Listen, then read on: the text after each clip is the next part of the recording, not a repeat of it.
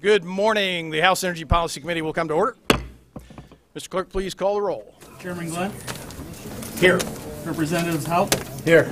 Barrett. Here. Cole. Here. Tedder. Here. Salino. Here. Farrington. Here. Griffin. Here. Johnson. Here. LaFave. Here. Lowers. Riley. Here. Lisinski. Here. Dianda. Garrett. Here. Camilleri. Here. Elder. Here. Green. Here. Sneller. Here. Mr. Chair, you have a quorum. Thank you, Mr. Clerk. Before we get on to the main item of the day, we have before us for action House Bill 5837, introduced by Representative Aaron Miller. If anybody has any further questions about that bill, we have Jim Weeks with the Michigan Municipal Electric Association available to answer them. Does anybody else have any questions? Okay.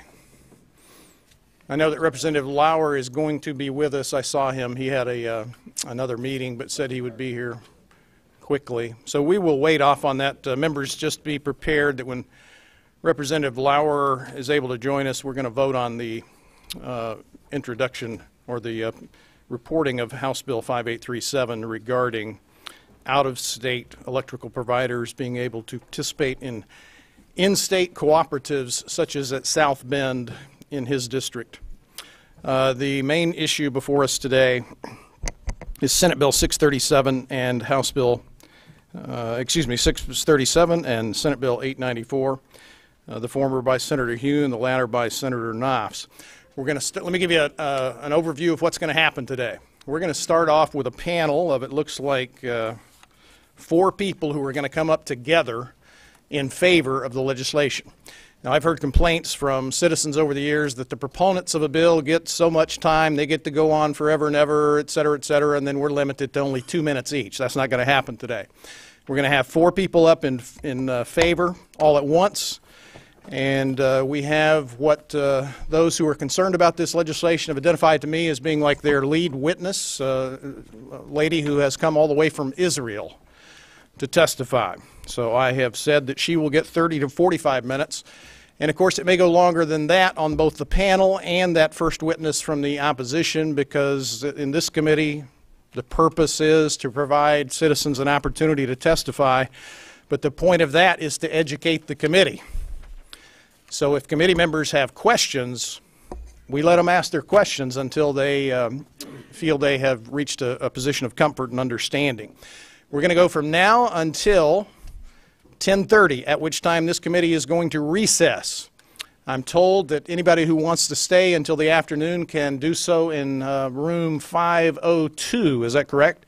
Which would be right across the way, in case there are those who want to wait until what we estimate will be somewhere in the area of 2:30 to 3 o'clock, at which time we will return and go no later than 5 o'clock.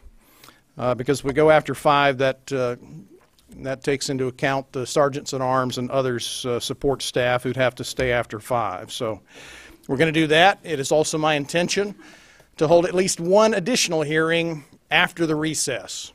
And I'd made a commitment that we would give at least 30 days notice to that. So that's the intention of the schedule here today. We're going to invite the first 4 witnesses in support of the legislation, and that would be John Jones with Sprint, David Lewis and Andy Emerson with AT&T, Neil Krevda with Verizon, and Frank Iacovetti Jr. with T-Mobile. At whatever time Representative Lauer rejoins us, we will break away, very briefly away from this legislation and take a vote on the Miller legislation, then return to testimony. Gentlemen, you know the drill. Please press the red button. We look forward to hearing your testimony. Well, good morning. Good morning, Chairman Glenn and members of the committee. Thank you for allowing me to be here today to speak in support of Senate Bill 637. I'd like to thank Senator Hune for his leadership in the Senate in getting this bill successfully through the Senate and his support for it today. For those of you who I have not met, my name is David Lewis, and I proudly serve as the new president. David, pardon just a second. Yes. Senator, do you want to join this panel? Sure, I'd love to. Please come forward. Absolutely. Thank you. Thank you, Mr. Chairman. You bet. Thank you for being here, Chairman, Senator. would I concede to the senator to make a couple comments first, please? As he desires. Absolutely. Thank you, and I apologize for my tardiness, Mr. Chairman and members of the committee, colleagues, it's good to see you. Please be easy on us, it's my birthday today. And someone asked me, are you 40 again? And I actually said, no, I'm actually 38. And that's the truth. But thank you. When I was first deciding on taking this issue up and championing this issue, I started thinking about our own personal life. And what I mean there is, I represent Livingston County and Western Washtenaw County, and I see my good colleague from Washtenaw County on the committee. It's good to see you. In my community, we are very blessed economically. Livingston County has the highest median household income and the highest median household value of any county in the state, but we have some deficiencies in our internet system in Livingston, certainly Western Washtenaw County. In fact, about 3 years ago, my wife and I moved to a different part in Livingston County, a little town called Gregory. And we have, like I said, such wonderful economic numbers, but we moved to Gregory and had 0 internet service. 0. And it's funny because our 3-year-old thinks that internet is a basic human right. And he hollers every time the internet does go out. But fortunately, about 4 or 5 months ago, our friends at Frontier were able to provide some internet service to a large portion of my district, in fact, the area where we actually live. But this bill that's before us, before you folks, will it address rural internet service? No, not immediately. But I'm here to tell you, whatever barrier that we can break down in terms of what government has in place that prohibits or inhibits investment in internet service, I'm here to champion. And again, will it impact rural internet service? No, probably not immediately. But I'm here to say, please consider this, because it's a basic service that government can actually just get out of the way and allow private enterprise to invest in. And when I was first approached on this issue, there was talk about some municipalities and states across the country. I'm going to squeeze over a little bit further. And I pulled up a San Diego Union Tribune article from just last year, 2017. And I'm not sure if California was actually working on legislation or what have you, but there was a good couple of comments in that article, and it said that local governments were going to be sacrificing revenue if something like this type of legislation was put in place, because in San Diego, the annual permit fee per small cell, each individual small cell, which in some instances isn't much bigger than that laptop, was $3,000 per antenna, per small cell. $3,000. And in order for this system to actually work appropriately, you need to have many of those, oftentimes many of those in a geographic area, to have appropriate internet service that really fulfills the 5G intent. And what is 5G? It's approximately 20 times faster than 4G. And these guys hopefully won't correct me on that, but 20 times faster. So just think of this. If you're at home and you can download a movie, you can download 20 movies in the speed that you're downloading one movie on 4G. And if you look at your internet service and it's fast and you think it's pretty darn fast, this is considered almost instantaneous. So the legislation before us does many things. First, it expedites the permitting process, breaking down one significant barrier, because in municipalities across the country, it could take years upon years to actually get a small cell 5G system approved and then ultimately built. And it also standardizes and caps fees that these internet providers will ultimately pay to local governments. And in each instance, there is a fee set in the bill. And as many of you folks know, I don't really do fees.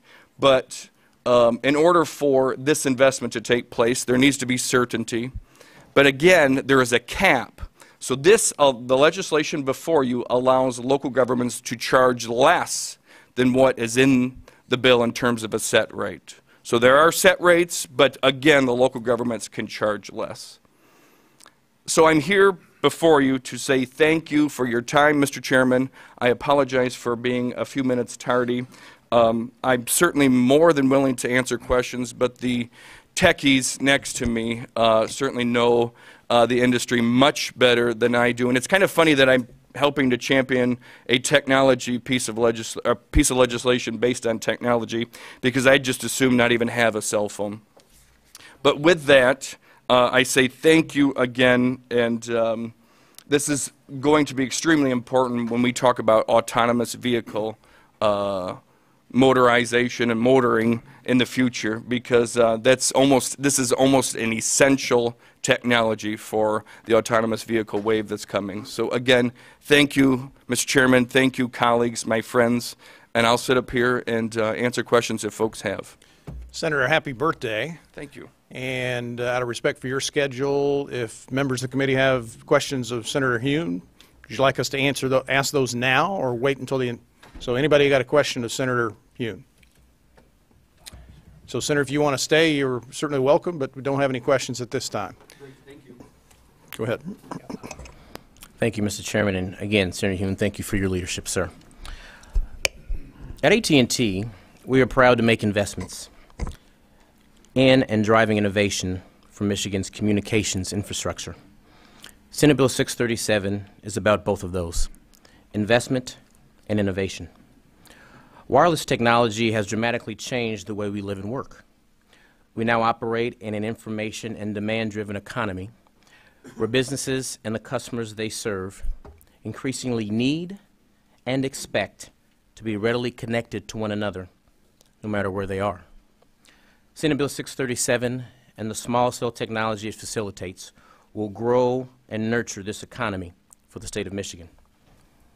Small cells are a new and crucially important technology needed to increase broadband capacity in areas where large amounts of people are using a vast array of wireless devices to search and download a lot of information.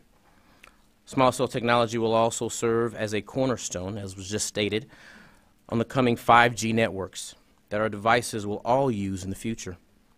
Not only that, this technology and our ability to deploy it will help usher in innovations like the Internet of Things, driverless vehicles, and smart cities. We at AT&T are proud to be the founding members of the American Center for Mobility that recently opened at Willow Run and is leading the way on autonomous vehicle technology. Automated vehicle technology will ultimately rely on 5G networks to meet its full potential, and Senate Bill 637 can help make that happen. In closing my remarks, this bill before you is a result of many hours of work, study, but most importantly, compromise. Many people from different organizations and groups have weighed in, and support is widespread. So again, I thank you for your time as I rise in support of this bill, and I pass the mic to my colleague, Neil Krebda. Thank you. Mr. Chairman, my name is Neil Krevda. I work for Verizon, and I have for the last 30 years. It was GT before it turned into Verizon. I've lived in Indiana my whole life, worked in Indiana for the company my whole life. I'm pretty much very supportive of the bill, which the committee can probably understand. I only will bring forth, because I know we have a lot of people to testify today, one example, and this was last week. I was in Floyd's Knob, Indiana, which is a very small community, which you would probably tell by the size, but it's across the river from Louisville. And it's a very growing pretty quickly because of the bedroom community status it has with Louisville. We have permitted the legislation passed in Indiana, so we permitted 3 small cells, and the reason the small cells are being used in Floyd's Knob is because the macro towers that we normally use in our network system, and that's what's been built across the United States, we can use the small cells to feed off of those macro towers and take care of areas where we have capacity issues. And that's the one thing that I think it was discussed in the Senate, and I thought you guys needed to hear. The thing with macro sites is those can be placed almost anywhere you can. We monitor our network 24/7 every minute of the day. So once we see where we're having, a situation where we're having capacity issues, a small cell can be permitted, can be built, and relatively incorporated into the network pretty quickly, and we can answer the issues for our customers and your constituents. And Verizon and Neil Krevda, we support the bill, and we appreciate having the time to be here today, and I will help answer any questions at the end. And I will pass this over to John Jones. Mr. Chairman, members of the committee, can you hear me okay without using the mic? John Jones with Sprint. Thank you for allowing me to be here. Thank you for coming in so early. John, pardon a second. Anybody with tech know whether or not he'll be picked up for the recording of the hearing? Let's have you switch chairs if you don't mind, John. Of course. Again, good morning. John Jones with Sprint. Thank you for being here so early this morning. We appreciate the time and the consideration. I've had the pleasure of representing Sprint now in 22 states. I've personally been involved in about 15 of these bills nationwide. And I'd like to focus on, as my colleague from AT&T touched upon, the hours of work, compromise, and study that went into this bill that's before you. We started this process a while ago. In fact, when Senator Knopf and Senator Hune called us together, I don't want to overstate it, but I think easily 40 hours of sitting in compromise rooms with, frankly, organizations that could have just said, no, we're not going to sit down. We're just going to oppose it. But I think those organizations saw some potential benefit in having the conversation. And in the end, we crafted what I think is probably one of the best small cell deployment bills in the Midwest, if not the nation. More importantly, what we did is we crafted a process that I have emulated in all my other states that I work because it worked. We sat down with the local government units and their associations. We argued. We fought. And then we compromised. And that's the bill that's before you now. As you have technical testimony today, it is my hope that you come to the conclusion that this is a bill you can vote for proudly. A bill that you can vote for knowing that you're doing a great service to the state of Michigan and the constituents that you serve. With that said, we are here to serve you and are willing and able to answer any questions that you have, and if not, we'll find the answers for you right after the committee. Mr. Chairman, thank you very much. Thank you, John. Good morning, Mr. Chairman, committee members. My name is Frank Accavetti. I'm with the Accavetti Consulting Group. We are under contract with T-Mobile to represent them here in the state of Michigan. On behalf of T-Mobile, I want to inform the committee that T-Mobile is in favor of both bills. We look forward to building out our network in the state of Michigan to bring 5G to citizens from the bottom of the state all the way up to the Upper Peninsula, which is, of course, we all know, poorly served when it comes to broadband and internet access. Mr. Chairman, on a personal note, I would like to commend you. As former vice chairman and former chairman of this committee, I am very impressed with the fact that you bring your members all the information they need to make a good decision for the state of Michigan. And you're doing a great job, Mr. Chairman. Thank you, sir. Mr. Chairman, members of the committee, my name is Andy Emerson. I'm a lawyer partner with the law firm of Porter Wright, Morrison Arthur in Columbus, Ohio, and I'm here today on behalf of AT&T. I represent AT&T nationwide on wireless deployment efforts, and I've worked on multiple state small cell bills. I had the pleasure over the last 8 months or so of working with Senator Noss and Senator Hune on a collaborative effort with many stakeholders to negotiate the bill that you have before you today.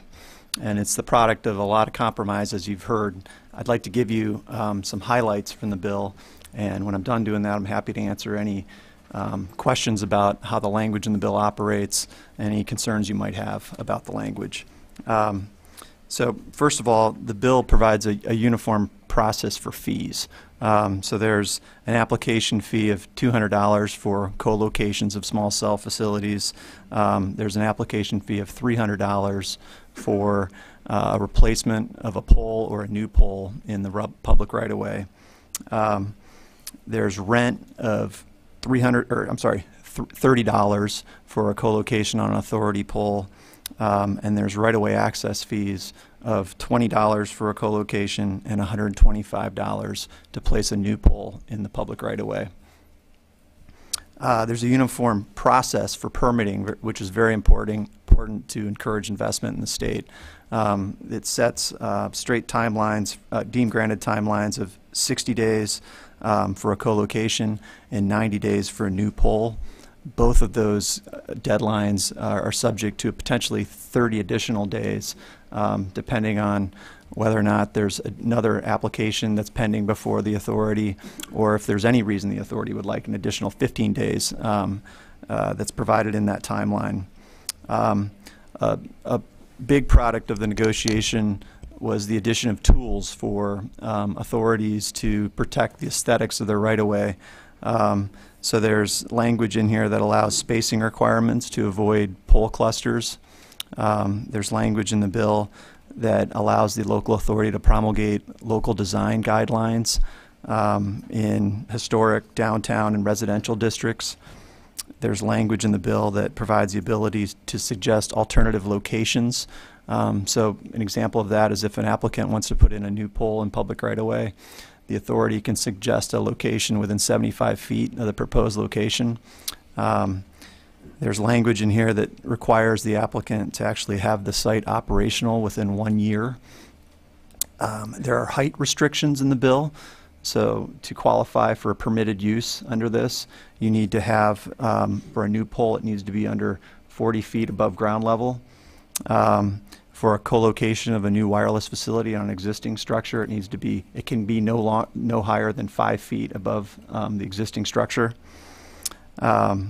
The operator must comply with rules requiring structures or facilities to be placed underground. So if you have undergrounding districts, someone needs to comply with that when they come in. There's also language in here that specifically protects any historic districts as defined under both Michigan law and federal law. The authorities can condition approval on relocation requirements. This was another concern that came up in the negotiations that we added into the bill. There's grandfathering language in the bill to the extent any authority has an existing agreement with a wireless provider right now. There's grandfathering language in the bill. There's the ability to have bonding requirements associated with removal of abandoned or unused equipment. You can have negotiated both indemnity and insurance provisions. So there's quite a bit of discretion for authorities to add additional language into the uniform process that's in the bill. Lastly, the bill is competitively neutral. The same rules apply to cable operators as apply to wireless providers. As you heard, the industry is in full support of this bill. We're happy to answer any questions you may have about how the language operates. Does any member of the committee have any questions? Representative Cole. Thank you very much, Mr. Chairman. Thank you, gentlemen, for being here very much. Could you just, before we get started on this, outline the size of these small cell boxes that will be placed in the right-of-way, and then outline if you currently have any infrastructure in the right-of-ways? Sure. Mr. Chairman, Representative, I'm just going to page 7 of the bill, the definition of a small cell wireless facility. So each antenna has to be within 6 cubic feet, and the associated equipment, as you see on the next page, is 25 cubic feet. 25, we originally started at 28. I think we came down to 25. So That's the size of the structures we're talking about. Each of the wireless carriers on the panel here will have different deployments. Senator Hune mentioned the size of the laptop here. It'll vary depending on the deployment, but these are the size parameters in the bill. And then do you currently have infrastructure in the right-of-ways? Mr. Chairman, Representative, absolutely. All these companies have infrastructure in the right-of-ways right now. I have a follow-up question to that. Mayor in the district that I represent is concerned that each one of your individual companies will require their own set of poles so that you don't just have one pole that has everybody's small cell technology, but you might have poles every 10 or 20 feet to allow open competition between all the providers. Is that the case, or what does the bill provide? Mr. Chairman, depending on the carrier, each carrier has their different network needs and has an existing network out there right now on why they're deploying small cells. But speaking on behalf of my client, AT&T, the preferred methodology is to actually deploy on existing vertical infrastructure in the public way. Okay, so a street light, wooden electric distribution utility pole, etc. If there's no pole available, and these are low-powered antennas that only propagate 300 to 800 feet or so. So if there's nothing in that area that's existing right now, there may be a need for new wireless support structure. Under the bill, there's more tools to the municipality in terms of, regulating the placement of that new pole, if that were the case. But I guess the answer is it depends. But certainly the preferred deployment would be to go on an existing structure, both from an economic standpoint and for just using the existing network that's out there. And roughly speaking, how far apart would the poles have to be? Mr. Chairman, sorry, it depends. And the reason I'm saying it depends is what we're talking about is another layer to an existing wireless network that's out there. So as you heard from the panel earlier, you have macro towers out there right now that propagate over a mile or so. And then as you have additional users come on the network, and we've had extraordinary increases in data usage over the last 10 years, you've had to build more capacity into the network. You can't create more spectrum, so you have to reuse the existing spectrum. And so to do that, they're bringing these smaller facilities down closer to the user. And so depending on if it's a busy corner, you may have to have a couple small cells within a block. If it's an area that doesn't have that much foot traffic in an area, let's say, you may not need to have one every block. So it really depends on the deployment, Mr. Chairman. It's based on the concentration of users then? That is a key component, Mr. Chairman, is the capacity point, which you mentioned. The other part of this, which is a very exciting part, is the frequencies that are used by all the carriers to do this have propagation characteristics that allow very low latency. So when I say latency, we're talking about how quick something loads on a page. So for autonomous vehicles, et cetera, you can't afford to have poor latency. And so a really key component of small cells is to actually have zero latency. And that is a very exciting part of 5G technology. Thank you. Representative Vice Chair Lisinski. Thank you, Mr. Chair. May I have leave to ask a couple questions in a row here? Yes, ma'am. Thank you. Thank you very much for coming. Thank you, Senator Hune.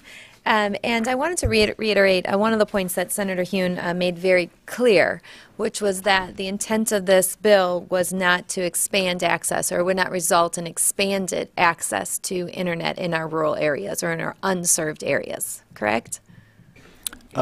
Mr. Chairman, Representative, excuse me if I don't understand the protocol, I'll just keep doing it that way, but it depends. And I say that because, for the most part, this solution, because it's a low-powered antenna, is only going to propagate 300 to 800 feet or so.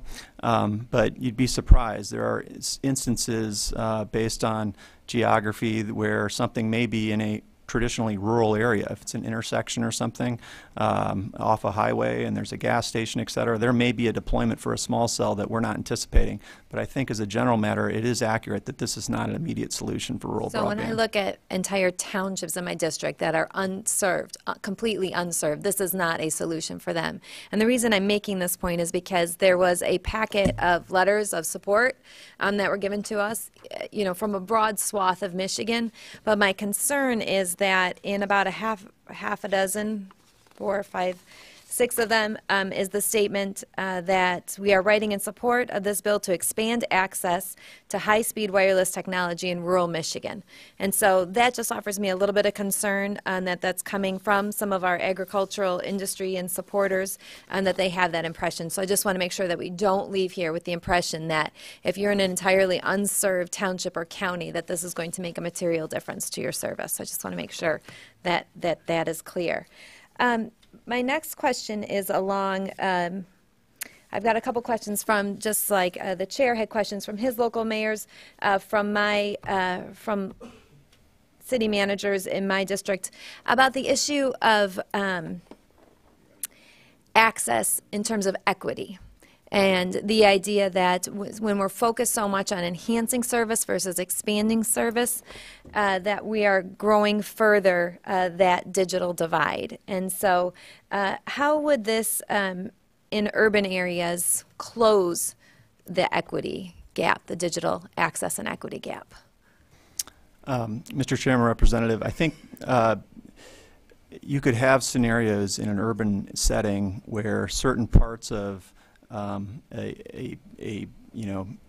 zone district perhaps did not receive coverage from a traditional macro site because of zoning challenges. And so a small cell, and under this bill, a company could deploy a small cell in public right-of-way under this uniform process, where before they could not achieve the same level of coverage in that same area.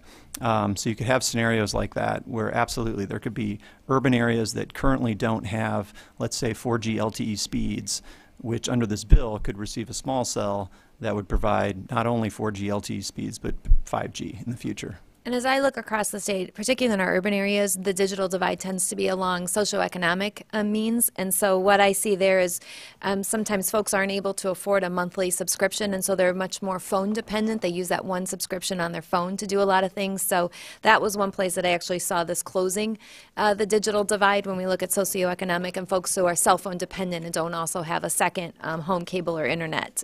So I feel that this bill is going to work to close that digital divide in our urban areas, but it's going to possibly exacerbate it with our rural areas, just because we're seeing increased investment in our urban areas, and that will use necessary capital dollars that will not then be available to expand in rural areas.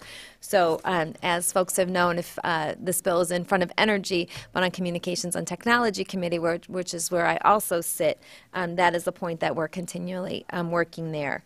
So one last question before I finish here is the idea that technology is moving very quickly, and when 5G becomes, I don't know, 6G, 7G, 8Z, who knows? The removal of discarded and unused equipment, how does the bill provide for that? Discarded or no longer used equipment, how does it provide for those poles or that equipment to be removed from a community? Mr. Chairman, Representative, there is language in here specifically that dealing with removal. I can point you to it if that's helpful. Yes. Well, I'm just wondering about the kind of the time frame, and how does a city know that that pole or that equipment is no longer being used? Mr. Chairman, Representative, there's language in here in the bill that actually requires written notice to the city that a site will no longer be used, and then you come under the removal provisions, and then I think there's actually language that allows the city to do it if the company doesn't actually do it. If you bear with me 1 second, I can give you the exact site That's number. okay. We'll have it pulled up right there. Thank you. I just wanted to make sure that that was addressed. That was another concern from my community, is that unused equipment would be removed promptly. Thank you. Thank you, Mr. Chair. Representative Johnson. Thank you, Mr. Chairman. So as you can see, there's a number of individuals in this room today that have serious concerns about this as regards to their health. And so my question is, if one of your companies decides to put one of these small cells up at a pole that's within, say, 50 feet of one of their houses, what recourse do they have to say, is there a way to move it somewhere else? Does the homeowner have any recourse on that or not? Mr. Chairman, Representative, there's language in the bill at page 15, lines 1 through 5, that allow, and this was something that was negotiated as part of the stakeholder group for this exact concern, so that the authority can require the applicant to come forth with certification of compliance with the FCC's rules related to radio frequency emission from the proposed facility. The authority can bake this right into the actual application requirements. That certification is required as part of your permit to deploy. Does that answer your question, Representative? Okay. Just to follow up, the language would allow a city to do so, to require that, but it does not require a city to do so. Is that correct? Mr. Chairman, it gives the discretion to the authority to require this if they so choose. Representative Lauer. Thank you, Mr. Chair. I want to learn a little bit more about how the maintenance aspect would work when you're going to locate on a public asset like a light pole, something like that. Let's say the city has to go through and either replace it or they're going to do some maintenance on it, painting, things of that nature. How does that work in terms of your equipment once it's located on there? Do you simply take it off so they can do that, or how would that be addressed? Mr. Chairman, Representative, so your question is, you already have a small cell deployed on a street light. The city wants to do some maintenance to it. How does that work with the city with respect to that? Okay. There's language in the bill that allows essentially the terms and conditions associated with a co-location, a standard co-location on an authority pole, to be worked out between the applicant and the authority. So if maintenance is a concern, future maintenance is a concern for the city, they can put that right in the actual terms of the permit for the co-location.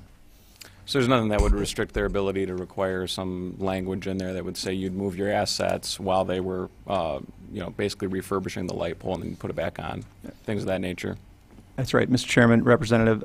There's language in there that allows that. In fact, it can have you relocate too. So if there's a road widening, or if there's some sort of district change that the city wants you to move, there's language in here that gives the authority that power also. Thank you very much. Representative Garrett. Thank you, Mr. Chair, and forgive me if you already answered this question, but out of curiosity, I'm trying to figure out what's trending now from a 4G that is different, that is now causing our data to run slower. What are people accessing? What are they searching the web for that's causing the data to run slower, which is causing us now to need to have access to 5Gs, and then maybe like the minority chair said, 6Gs and 7Gs.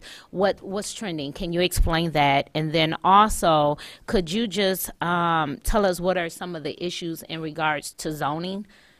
And then I'll come back and ask some more questions. Representative Garrett, my Yes. apology for the interruption. If you would hold that thought, we have one member who has to go to a different committee, and we do have one other action, as I indicated before us, on which we do not want him to have to miss any votes.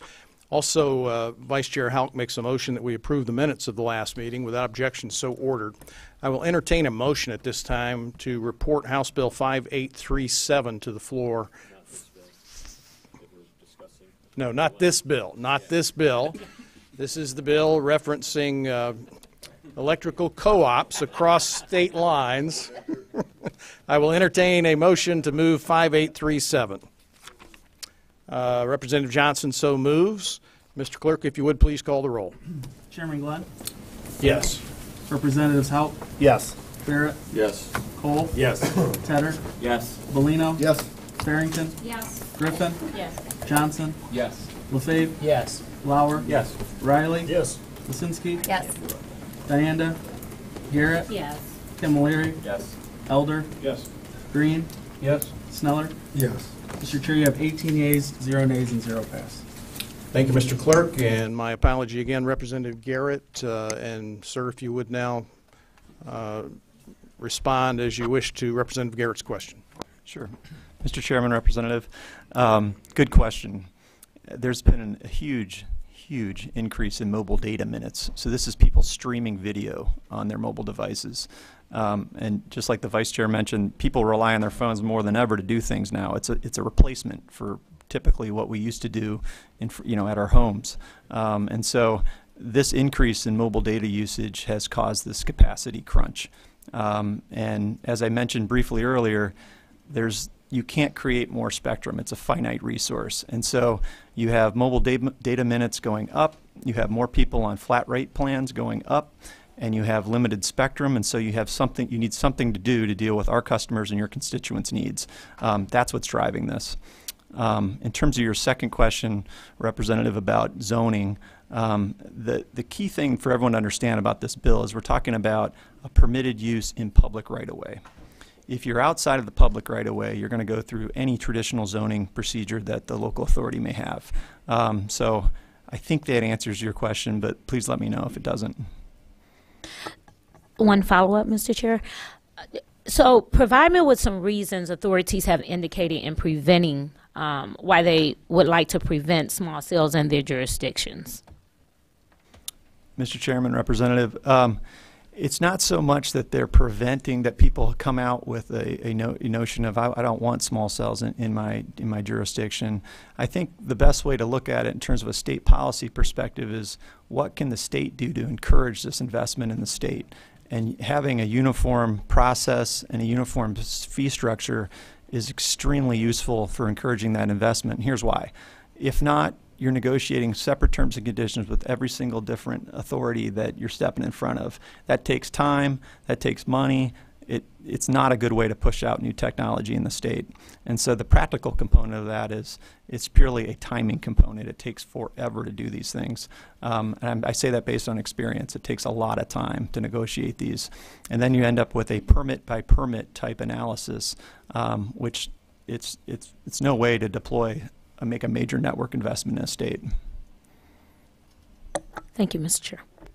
Thank you, Representative. Representative Griffin. Thank you, Mr. Chair.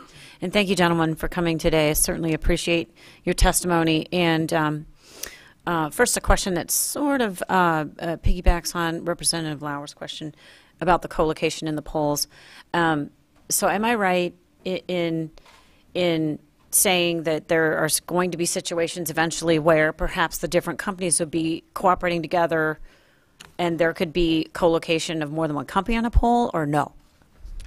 Mr. Chair, Representative, I think that'll be very unlikely that, that you'll share co-location on the same pole, primarily for technical reasons. The high band frequencies that are being used here, there is a very small guard band, and there can be interference in the signals.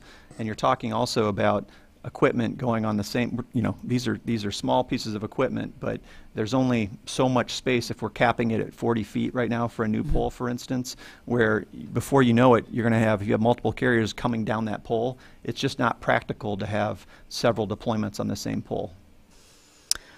Okay, and then, Mr. Chair, just one more question and then a comment.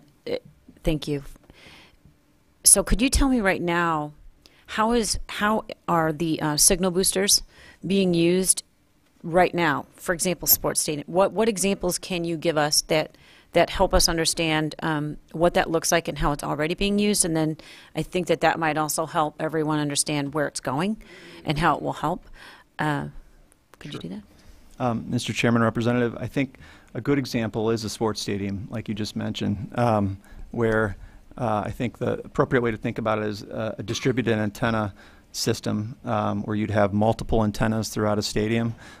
So the Big House is a great example, okay? Or right here in Lansing is a good example. They have a DAS. And so instead of everybody sitting in that, you'll have strong signal coverage while you're sitting in your seat. You'll see 4 bars on there, but when you go to send a photo or something, it takes forever to happen. So instead of being on the macro network, the macro site that's right nearby the stadium, let's say, the DAS will offload all that traffic. You'll go to all the small antennas that are near each exit, let's say, and go onto the internet backbone in the basement of the stadium and out to the internet onto the network of whatever the carriers, and there'll be multiple carriers that'll be hosted in that same spot. And so that'll allow throughput to occur in the stadium. That's a good example of how a DAS system works, which is somewhat similar to how a small cell polygon would work in an urban environment. Just imagine a very busy part of Lansing, multiple small cells, even right around the state capitol. Same scenario would work. Thank you so much. And again, I would be remiss if I did not mention the fact that there are farmers and businesses and families that work from home in my district. My district is in between Kalamazoo and South Haven, Southwest, and the good vice chairwoman across the aisle was right when she said that this bill is not going to directly address underserved or unserved rural areas, but it's a barrier to growth for us, and we're losing house sales because of it. And I just wanted to appeal to you. You're all in the room today, and I think that technology is good, but at this point, I encourage you to keep going and keep reaching, because it isn't economic. It's to our advantage economically and quality of living wise with millennials to keep pushing out into those areas. So thank you very much. Thank you, Representative Griffin. Mr. Chairman, could I address? Yes. This is Neil Krebda with Verizon. To address both of you, the federal government last year, there was CAF money and grant money put forth for a lot of the landline companies, and I'll get to my point. They're building out into the rural areas that may be in Senator Hune's area, but in the case of where they're putting in fiber to reach those areas, that fiber is the same fiber that we're going to be needing for our small cells. So as that is put in, then that makes it much easier for us to move forward and build small cells to feed off of our macro towers as well. Representative LaFave. Thank you, Mr. Chairman. Thank you, Senator, and my friends in the telecommunication business. I wanted to just bring up briefly that I represent what we describe in the Upper Peninsula as Michigan's only state fair in Escanaba, Michigan. And to give you an example of how this bill might be beneficial to the people of the state of Michigan, the Midwest, and everybody who enjoys going to Escanaba during the week of the state fair. Of course, I camp out there, not literally, but for about 16 hours a day, I'm at the state fairgrounds and talking to people and explaining what's going on in the state capitol. Unfortunately, just last year, I got a phone call from Speaker Leonard, and I went to answer it. Wouldn't work. I tried to text him back. I actually had to leave the facility to get to my speaker. Thankfully, he wasn't doing a call of the House. But there was no going on Facebook Live. There was no posting videos of me or any of the kids or any of the really cool events. The fair, the live auction for the youth couldn't be live streamed. So small cells would enable, in my understanding of the bill, to offload some of that data and make it so you can actually get a text message at the UP State Fair. And I think it would be beneficial from an economic development standpoint and investing in one of, I believe, the best facilities in the state of Michigan, which is our fairgrounds in downtown Escanaba. But making it so families, when they come to that campground and when they come to the fairgrounds, can actually be contacted by their colleagues, their bosses, or get in touch with their employees. So is it... am I correct that a couple of small cells scattered throughout the facility would take down some of that demand and make it so I'd be able to get in contact with the good representatives of whether it be the 46th district or the 2nd? Mr. Speaker, Representative, yes, you're correct. And really quickly, I had a conversation with my county road association. I've got 3 counties that I'm responsible for protecting and making sure that they have the tools they need to do their jobs well. And one of the concerns that they had was that they'd be forced to put a pole at the end of a 3-way intersection. So you've got a road going this way, and they were concerned that it would be at the end of a dead end, and the telecom companies would tell them that they wanted to put the pole there, and there was nothing to stop them. My reading of the bill was that they would be able to ask that above-ground infrastructure be moved 50 or 70 feet to avoid kind of dangerous situations of putting a pole at the end of a one-way or at the end of a dead end. Am I right about that? Yes, Mr. Chairman, Speaker, or Representative, the bill has several pieces in there. Don't worry, we're not going to allow that to That happens. Thanks, guys, appreciate the support.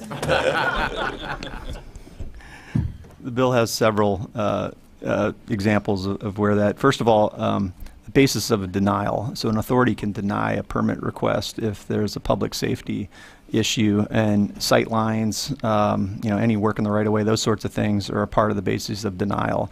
And you're also accurate. There is the ability for a new pole placement for the authority to suggest something within 75 feet of the proposed location.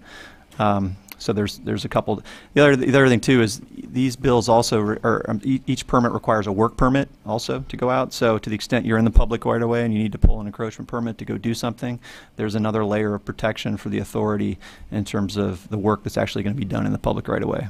And so just really briefly, so just in concept, if you had one of those three-way intersections with the dead end right there, you might move the pole 20 feet east or west to make it so if a car does make a mistake and go through that they might hit a field instead of a big telecommunication pole. Absolutely. I really appreciate it, Mr. Chairman. Representative Riley. Thank you. Senator, since you're still here, I'll give this question to you, but if anybody else would like to join in, feel free. Okay. All right. So I understand that this was in the Senate for quite a while, this bill. And with that being said, I'd just like to know how much effort was put forward to address this, what most of these people or many of these people are here for, which are the health concerns. Was there any dialogue back and forth? Was there any working? Was there many studies evaluated to look at regarding this area? Thank you, Mr. Chairman, and Representative, thank you. I'll tell you, we had, personally, a ton of dialogue with folks that were concerned about this from the health aspect component of it. And I received an enormous amount of communications from them, folks that were concerned, and also from the supporters of the legislation dispelling some of the concerns. So as was mentioned earlier, there is language in the bill, and I'm not sure exactly where we're at in the bill, to allow local authorities, local units to require some health-related concerns in the legislation before a permit is ultimately granted.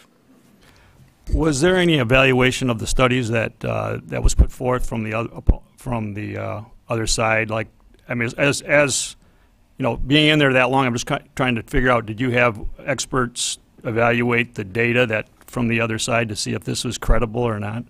Let me tell you our full process. We had introduced the bill, and it went to a work group of folks involved with the telecom industry, Chairman Knopf's, folks involved in local governments, and other vested interests involved that we sat and literally for tens of hours, I don't know, maybe 40, 50, 60 hours discussing the various components and aspects of the legislation. We had, I don't know how many committee hearings on it, folks in support of the bill, folks in opposition to the bills. And we received written testimony as well, folks in support, folks in opposition. We saw the research of folks that were concerned from the health aspect, and we saw the research of folks that were dispelling those health concerns. So I don't know if that completely answers your question, but that's my explanation of it. It was a very lengthy process, and if you look at other issues that I've worked on in the legislature, I'm generally, let's march forward and we got the votes, let's go forward. And Chairman Knopf did a fabulous job of bringing folks to the table. Maybe not every person that has concerns on the legislation was brought to the table, but Chairman Knopf did a yeoman's effort. Okay, so from your perspective, you feel that there was a legitimate amount of time to evaluate the data that the opposition would have on this? Absolutely, and I wouldn't put forth something that I didn't believe in.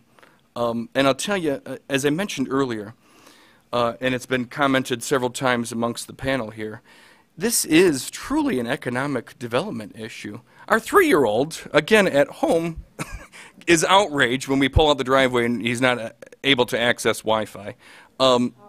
It is unbelievable, unbelievable to me how much of a utility that this is perceived as from younger generations. Okay, thank you. Representative Garrett. One last question. Mr. Neal from Verizon. Good morning. I'm right here. I'm just wondering, because I don't see any breakdown in the bill as to how much of a cost will be imposed onto a Verizon customer? There will be no cost on the Verizon customer as we build out our network. Oh, wonderful. I mean, the driver behind the cost would be the competitive nature of the industry, which is very competitive, and we don't foresee any increase in costs as we build it out. So every time there's an increase in going from 5Gs to, like I said, maybe 8Gs down the line, the customer does not take on any additional cost at all? I cannot say when we get to 8G, but as of right now, we don't have any plans for any additional costs as we build out the 5G network. Okay, thank you. Gentlemen, looks like that's all the questions we, Representative Barrett. Sorry, I just wanted to clarify. What you're saying, though, is that your investment is already part of your monthly bill for future prospective investments and other things. There's certainly a cost to putting up any type of tower or infrastructure improvement, but it's already more or less anticipated through your normal monthly Absolutely, bill. our budget plan for the You're not next going to have a 5G line item on the bill, but it'll be part of your monthly subscription that you already have to go toward other infrastructure improvement through the network. Absolutely. We upgrade the network every year. This is Sure. just a whole new building out of the whole new network. Sure. Okay. Thank you. Representative LaFave. Thank you, Mr. Chairman. Just while I have all you guys here, please put some more infrastructure in the Upper Peninsula. We could really use the help. Thank you very much. Gentleman, Representative Bellino. Thank you, Mr. Chair. I'm really hoping that someday parts of my district, like Berlin Township, which is 2.5 miles from Wayne County, or London Township, which is a 12-mile drive to Saline, can get some Wi-Fi. Those guys up there, farmers up there, can't use the best technology we have out today because they don't have Wi-Fi. And people, small business people that are in their homes, can't work at home. They have to go to a Starbucks and buy coffee, maybe. I'm not sure. There's meetings today about that. And go somewhere else to do their work because they don't have Wi-Fi at home. And to the people in the back that groaned about the 3-year-old, when I'm having a tough time with my 3-year-old granddaughter, I give her my phone. She hits a YouTube icon and watches Mickey Mouse videos. So, thank you. Okay, anybody else? Last call. Gentlemen, we appreciate your testimony this morning. Senator Colbeck, we're going to ask you to come up next. You've indicated about 5 minutes. And Ms. Tackover, is that correct? Have I pronounced your name correctly? Daphne Tackover? You might want to move on up to the table if you wish. But Senator Colbeck says he's going to take about 5 minutes. We're going to allow lengthier testimony from Ms. Tackover. Let me say a comment about that. In the time constraint that we have today, obviously not everybody who's here and who even put in a card is likely to be able to testify today just from a time constraint. Because, according to people who have communicated with me, there are certain people they think are best capable of making the argument that you'd like to see made, Ms. Tackover being one of them. So we're going to give her an extended amount of time. But Senator Colbeck, if you would, please proceed. Thank you. Thank you very much. The presentation I was looking for is not on this machine, so I'll be brief. I'm going to focus in on a couple things. First of all, for those of you who know me, I'm a techie at heart, so this is not an issue of getting access to technology for people. I'm a certified Microsoft small business specialist. I worked on space station designing the cabling system for the airlock module, where I was responsible for EMI, EMC analysis, which is electromagnetic interference, electromagnetic compatibility.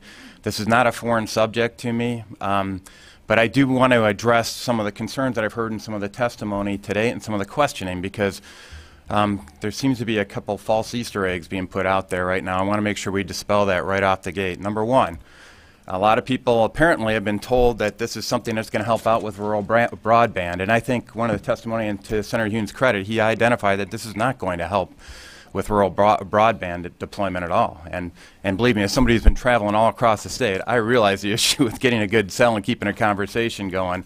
I understand that it's something that's got to get addressed, but this bill is not addressing that at all. Second thing that I want to point out, and it was a carefully worded statement in the legislation that deals with people that are concerned about denial permit requests, right? So it's always pushed back to the definition of an acceptable limit, level of of radiation. And that's what this is, by the way. This is about radiation. This is not, and people need to understand that.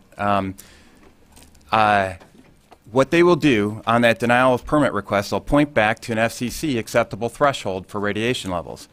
Everybody in this room needs to understand the FCC is staffed by former members of the telecommunications industry.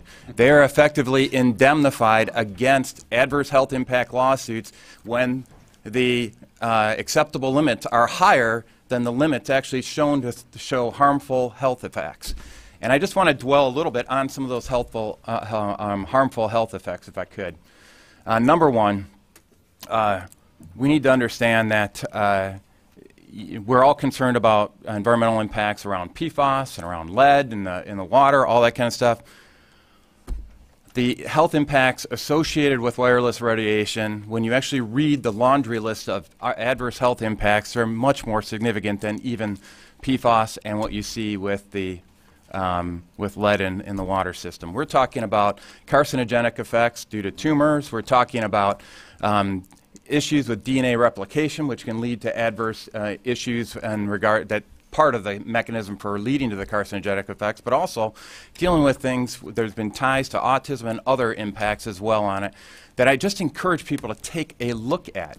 This is, and that's why everybody's groaning, because when we're talking about 3-year-olds dealing with this, because the studies have also shown that the people most susceptible to these adverse health impacts are the youngest among us, because their blood-brain barrier has not been fully developed. That's why people are concerned about that.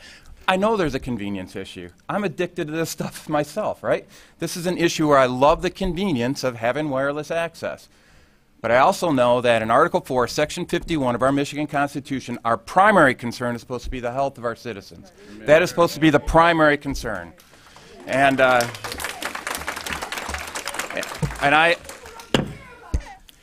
folks, we've done our best to respect your right to be heard. I'm going to ask you to respond in kind and be respectful of this process and not express yourselves one way or the other in that way. So thank you very much for the rest of the day. Hope I don't have to ask again. Yeah, thank you very much, Mr. Chair. And I just want to make sure people understand that constitutional duty. Now, this is not, all of us know in our hearts, we would not knowingly move our family, move our home next to a cell tower, right? We know it implicitly that there's something just not right there.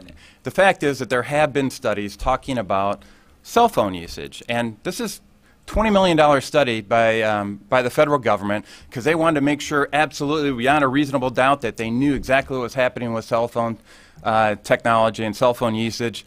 They found and they determined conclusively that there were carcinogenic effects. Now we're talking about what's going on with the 5G system. Just want to make sure everybody understands. The issue with 5G wireless deployment is not the convenience, because we all like the convenience. It's not the ease of deployment, because it's a lot easier just to pop something up on a tree than it is to actually bury it under the ground and route it to somebody's house in a hardware configuration. The issue is that 5G deployment, because it operates in a higher frequency band of 24 to 90 gigahertz, has to use a higher power density level to get through walls and get through solid objects. And that means you're going to have to put these things every 2 to 10 homes. So you're going to have a cell tower every 2 to 10 homes. Nobody would move next to a cell tower, right? So this is something that is a serious concern. And once again, remember that denial of request or denial of permit request that you can put in? It's going to point back to the acceptable levels as determined by the FCC. Not the EPA or not the CDC, the ones who usually take care of health concerns, but by the FCC, which is staffed by former members of the telecommunication industry. That's the fox guarding the hen house. That was as a result of the 1996 Telecom Act. So I want to make sure everybody understands that. Sure, there are provisions in this bill that point to the idea of going off and measuring against acceptable health limits, but that's going to point back to the abnormally high FCC thresholds. And I want to, there's a chart in here, and I'm really upset that I don't have my diagram in here because it would make it very clear, and I'll make sure that everybody on this committee gets access to this chart. We talk about the acceptable limits associated with radiation thresholds in this bandwidth, and the United States is orders of magnitude above what you see in many of the other civilized Western countries like Switzerland or France or even India and Israel as well. And so these acceptable limits are way out of whack with what you see in these other countries. Matter of fact, they've outlawed Wi-Fi access in schools and classrooms inside of Israel, out in France, and actually in California in some areas they've done this as well. And I want to make sure people understand what these risks really are. This is not conjecture. The cell tower impact, so we talked about the cell phone usage. That was done in the United States, the federal government, with an NTP study. For cell towers themselves, they did a similar study, very thorough as well, out in Italy regarding cell phone tower usage. They found the exact same results that they found with the cell phone usage. And so the issue is now, with the Senate Bill 637 before us, is whether or not we're going to usurp local control and the ability to go off and provide safe zones for people that are electrosensitive. And frankly, those are just the people that are sensitive, right? So there's a lot of other harmful effects that we may not sense until it's too late on a lot of these issues. And frankly, a kid's not going to be able to articulate what's wrong with them, or the fact that they're seeing ringing in their ears with tinnitus or something like that.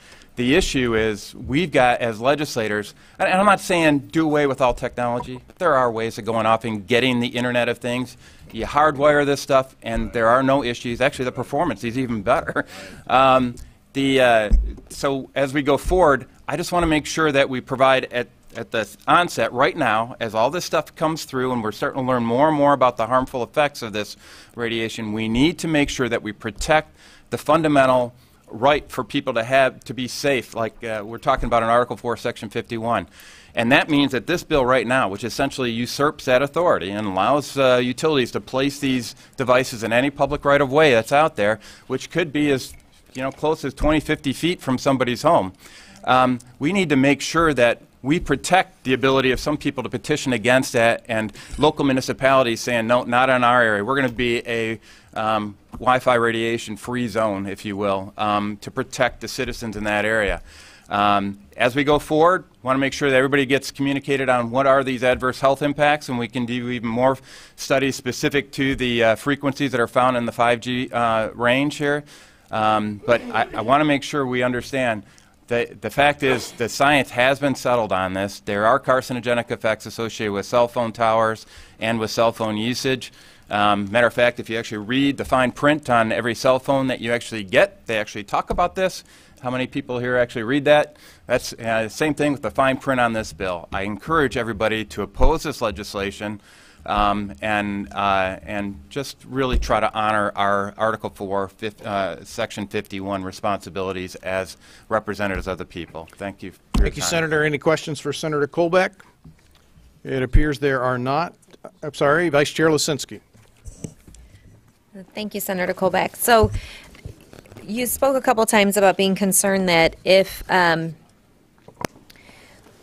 we have the permits, it would refer back to the FCC or other statements of what is the safe levels of radiation. Yeah. So I'm wondering, we have a couple bills that are before us, that are coming before you, or have been before you, that are coming to us.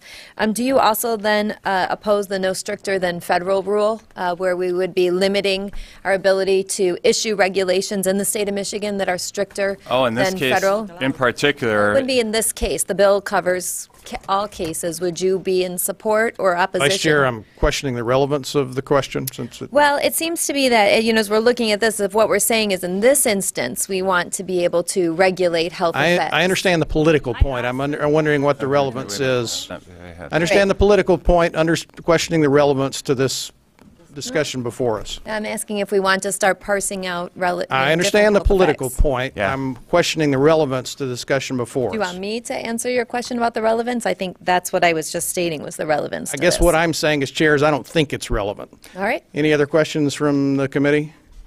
If not, Ms. Stackover, we have you and we have two gentlemen at the table. I'm not sure who they are. If they would please identify themselves. Thank you. Is it okay that I'm sitting here, or should I sit? Oh, no, you're good. Are you okay? Can you hear me? Okay, hi. So thank you for everyone for having me today. My name is Daphne Tachover, and I'm the founder of an organization called We Are the Evidence. We are an organization that represents the many adults and unfortunately many children who have become very sick from wireless technology radiation. And with me here today, I have Professor Paul Aru. Professor Aru is a physicist and a toxicologist. He used to work for the industry on the health effects of electromagnetic fields and radiation until he understood the harms associated with this technology. Then he expanded his medical knowledge and became a toxicologist, and now he's a professor in the medical school of McGill University in Canada, teaching courses about the health effects of electromagnetic fields and radiation. To my left here is Dr. James Zarbron. Dr. James Zarbron is actually a doctor in the state of Michigan. And after he heard that I'm here, he contacted me because he has seen an epidemic of sickness in his clinic from wireless technology radiation. And the funny thing is that, you know, while people are getting sick, they go to a doctor. Unfortunately, what's really going on now, doctors like Dr. Zarbron actually refer them back to engineers because they have to go to their home and disable the wireless devices in order for these people to get better. And once these wireless devices are being disabled, they are getting better. And again, we're not talking about you know, a small group of people with some kind of odd responses, abnormal responses to this technology. Please remember, we are electric beings. Our brain is electric. Our nervous system is electric. Our heart is electric. Our cells communicate electrically. So the question is not how come this technology and radiation can affect us. The question is how can it not affect us? Now, I want to share with you a little bit how I started with this. So actually, I'm an attorney in New York and in Israel. And I actually have a telecommunication background. I was a telecommunication and computer officer in the Israeli army. I managed the computer and telecommunications center of the Israeli operations center and headquarters. So wireless technology was my profession. I was an early adopter and avid user of this technology until it made me sick. In 2009, I moved to Princeton. My ex-husband is an MD, has a PhD in molecular biology, and he got a job at the university. I thought it's time to start a family. And I decided to start my own law practice, and very happily, I went to buy a new laptop. And weird things started to happen when I was getting that laptop. I started get tingling in my finger, tingling in my feet. My heart became uncomfortable. I ended up changing 5 laptops in 3 weeks, and with every laptop I was getting, I would get more and more symptoms. Then I could not suddenly use my cell phone. Every time I would use my cell phone, I get a very sharp pain in my brain. It became very clear that what's affecting me was the wireless radiation in these devices. So long story short, I basically became, within 6 months, completely dysfunctional. I could not be anywhere with wireless radiation, and that means everywhere. So I ended up living in my car, and I can assure you, living in my car was never on my life plan. And I divorced my ex-husband, and I understood that in order to get better, I have to remove myself from this environment. And I ended up living in the Catskills in an isolated cabin for 4 years, not knowing how I can get better and if I'll get better. Now, when something that you used to love so much can destroy your life to such an extent, you want to understand how come you never heard anything about it. The truth is, I did hear something about it. 6 months before I got sick, my ex-husband, who is a pretty smart guy, saw me on the cell phone all the time, and he said, Daphna, maybe you want to take breaks between calls. And I remember that scene, and I looked at him, and I was smiling. I said nothing, and I just thought in my head, worst case scenario, I get a brain tumor when I'm 70 or 80. Everything causes cancer. Now, I think everyone here had the same thought in their head at one time or another. But what the thing is, in that moment of time, I made a risk-benefit analysis. But the thing is, I made a risk-benefit analysis without actually knowing the risks. Now, as Senator Colbeck said, you know, it's your duty to protect the health and safety of the people of Michigan. So I do hope that before you're going to vote on this bill, you actually make a proper risk analysis. Now, they mentioned the economic benefits of this 5G bill, and I can show you that there are actually not too many of them. But if you're looking at economic benefit, I think we all should actually go and check what's the healthcare costs that we are carrying right now from this technology, from the adverse health effects of this technology. While the wireless industry is making tons of money, it is the state and the people who are paying for the healthcare costs. Now, if you want to understand the extent of the sickness, I'll give you some data. So at least 10% of the population already suffering from symptoms which are now called microwave sickness, which what I'm suffering from. 10%, and that was based on surveys that were done up to 2006. 2006, that is before Wi-Fi, that is before smartphone, that is before the outrageous smart meters. That is essentially before the exponential increase in our exposure to wireless radiation in the places we live. Let's talk about cancer. So one of the wireless industry people here mentioned that he's from Indiana. This week, the wife of the ex-governor of Indiana was diagnosed with glioblastoma. Same brain tumor Ted Kennedy had and John McCain had. Did you look at John McCain's scar? This is a cell phone brain tumor. LeBron James, one of our sports people, had a salivary gland tumor. That is another cell phone tumor. You didn't hear about it because immediately after that was discovered, he was paid by Samsung to become their spokesperson. Now, the 4 top diseases that kill our children, our young adults right now, are brain tumors, thyroid cancer, testis cancer, rectal cancer, everywhere we put our cell phones. Breast cancer. We suddenly have breast cancer in women who have no DNA predisposition to have breast tumor. And funny enough, they had a very odd distribution of their tumors. They usually resemble the shape of the cell phone, the way they used to put the cell phone in a bra. Reproductive harm. There is a significant decrease in the quality of sperm in male in the past 10 to 15 years. There are dozens and dozens of studies that show beyond any doubt what this radiation is doing to our sperm. Now, for example, there's a study from Israel. They took 106 male who 50% put the cell phone in a pocket, 50 did not. Those who did not put the cell phone in a pocket had a 12% bad sperm. Those who did put the cell phone, and that's normal, those who did put the cell phone in a pocket had a 47% bad sperm. Now, if you take the cell phone out of your pocket, the sperm will recuperate within 3 to 4 months. What would not recuperate would be the damage to the DNA of the sperm. That is irreparable.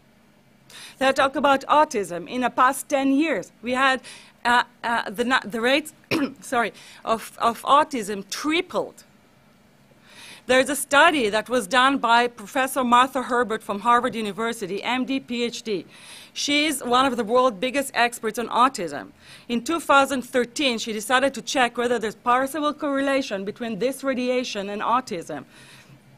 She thought she was going to have a short paper, a few citations. She ended up with a 60-page paper with 550 references.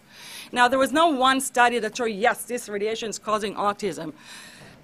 Sorry, just a moment. But there was a study that showed what people with autism have, and a study that showed what this radiation is causing to our brain, and there were a lot of similarities. She concluded, yes, a correlation is possible. And now when children are coming to her clinic, she tells the parents, remove wireless, and the children are getting better. Later on, you're going to get a package from me, and in that package, there's a testimony. A few days ago, I went to Facebook to a group called EMF and Autism. And a mother there put a notice what happened after she removed the wireless from her house. Her autistic child suddenly improved, and after not being willing to touch a pen since the day he was born, now he cannot stop, write anywhere and everywhere. I gave a lecture here in one of the towns, and actually an autistic young man at the age of 32 came to my lectures because he wanted me to talk to his mother that he's affected by this radiation. She did come to the lecture. She got convinced. They removed the Wi-Fi from his environment. Within 3 days, his nosebleed stopped. His brain works much better. He feels much better. And now he thinks that he can go to university and he plans to do so. So we have scientific evidence. We have human evidence, but we're ignoring it. Let's talk about ADHD. ADHD more than doubled in the past 10 years. So there's Professor Hugh Tyler from Yale University. He is the head of their OBGYN department. And he conducted a study on mice. He exposed the mice to this radiation when the mice were pregnant. When the mice baby was born, they actually had a different brain and they manifested the same symptom manifested by adults and children with ADHD. Recently, a summary of 5 study on 83,000 women showed that when these women were exposed to this radiation, the women who were exposed to this higher level of radiation had higher rates of children with ADHD, with basically behavioral and attention deficit disorders. So all of this info and data is from the past 10 to 15 years. Not only this data supports directly that this radiation is causing, think about it, what changed in our environment most significantly in the past 10 to 15 years. So the thing is, we've been looking the other way. The data, the science is conclusive, and we're talking about 10,000 studies that prove the harms of this technology beyond any doubt. But we do studies in order to warn us as what will happen to humans. But we now have the human evidence, and it is clear and conclusive, but we ignore that as well. Well, so one evidence that we now cannot ignore anymore, that's the NTP study that Senator Colbeck mentioned. So in 1999, and there's a long story into it, I'm not sure I can get to it later. In 1999, the federal government, in 1993, the CTIA, the Wireless Industry Lobby Association, after it was sued for the brain tumor, for a brain tumor that a man sued that, for a brain tumor that killed his wife, in 1993, the wireless industry said, okay, you know what, we're going to learn this topic. We put $25 million into studying this topic. Now, what do you think happened to those studies? Nothing. Nothing came out of them. I would not tell you who they chose to handle those studies. Anyway, so after nothing came out of it, in 1999, the FDA said, you know what? We will do a study. We will give $25 million to conduct a study that will give us a final answer whether or not this radiation is actually harmful. It was a 14-year study, and that study was designed perfectly to make sure that it cannot be challenged, that there will not be any doubt. That's why it took them 14 years. And in 2016, the partial report of this study came out, and the conclusion was this radiation causing brain tumors, heart tumors, and DNA damage. Now, the head of Dr. Ron Melnick, who led this study for most of his year, he said that while our hypothesis was that this radiation cannot cause cancer, our hypothesis was proven false. This radiation definitely caused cancer. And as for DNA damage, the same thing. We clear evidence that this radiation is causing DNA damage. Ms. Tackover, may I interrupt? Yes. FDA, Food and Drug Administration, United States government? Yes. Okay, thank you. And they gave the money to the NTP, that's a National Toxicology Program, which is part of the NIEHS, the National Institute of Environmental and Health Sciences, and they have been conducting the study. Now, in 2018, the final reports were issued, and that was like before final report, and that was in February this year. Now, every scientific study is supposed to go through a process of peer review. So the NIEHS appointed an 11 expert panel to review the study. They came out with a final answer on March 28, and their conclusion, clear evidence of cancer. So there are no more maybes. This is the study that was supposed to give us a final answer. Final answer is carcinogenic effect. So actually, we should not be sitting here and thinking whether or not we're going to give the wireless industry a corrupt and fraudulent industry. And I'm telling this as an attorney who knows the evidence, and I know the evidence in and out. And a lot of their evading questions, I can clarify those, evading answers on a legal basis. But, you want to give this industry unlimited access to our public right-of-way to put cell towers that are going to be put in the same house of our second floor bedrooms. And if you look at this page that I asked to give you, I don't know if you have it, the second picture, that is show neurological problems associated with radiation from cell towers up to 400 meters. And you can clearly see that the closer you are to the cell tower, the higher of neurological problem you have. And these antennas will be put directly outside of your children's bedrooms. So we should not be sitting and thinking if you're going to give this industry unlimited access to our public rights of way. We should instead, you know, when we finally admitted that cigarettes are causing cancer, we labeled cigarettes. Warning, we put warning on the cigarettes. We banned smoking from public areas. So this is really what we should be doing here. The legislator should pass legislation to protect the health of the people. So right now we should be sitting here and proposing legislation to warn the public, to inform the public, because this wireless industry has put billions and billions of dollars in the past 30 years to mislead the public as to the health effects and keep the public uninformed. So we should legislate the health effect. We should make sure every person in the state of Michigan know about this harm. All of those people who had smart meters, a LED smart meter, forced on them on their home should be informed that this radiation from those meters can cause them cancer and DNA damage. And they should have the right to demand the removal of those meters. We should remove Wi-Fi from schools. And I'll say a word about the Wi-Fi from schools. When I got sick and I learned that they're putting Wi-Fi in the schools in Israel, I was very sick at the time, but I could not tolerate the thought that children in the schools will become as sick as I have. And I had no way, I didn't know how I'll do it, but I decided to fight the Israeli government on this, because I did not want my nieces to become sick. And after a few months of correspondence, I submitted a Supreme Court case in Israel to ban the use of Wi-Fi in the schools and replace them with wired network. Now, I'm not against technology. I'm in favor of safe technologies. And let's make it clear. There are numerous ways to make this technology safer. The wireless industry knows that. For example, and I can explain, there's something called modulation. Modulation found to be the most harmful element of wireless technology. Now, instead of improving the modulation and making it safer, the wireless industry uses it to manipulate the science. When they conduct and fund science studies, they remove the modulation from the study. This is how they use the knowledge they have to continue and harm the public.